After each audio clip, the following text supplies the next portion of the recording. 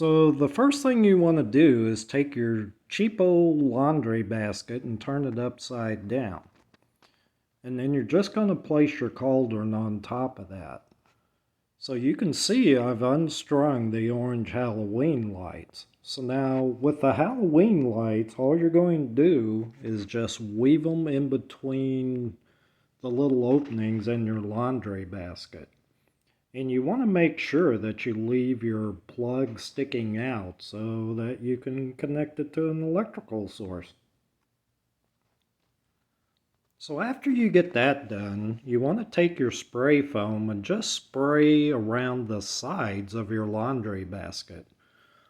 And you want to wait till it gets tacky, and then you're just going to kind of push in some twigs and some sticks. And after you've done that, then you're just going to take your red and your black spray paint and just kind of lightly mist around your foam. As you can see here, I've hooked up my fogger. Now to hook up your fogger, all you're going to do is just run a plastic piece of pipe into your foam and into your laundry basket. And you hook up your fogger, put in your purple lights, and as you can see, it makes a pretty neat effect.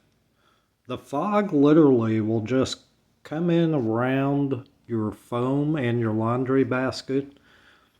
And your purple lights, especially if you can get some that have a phase, they're pretty cheap.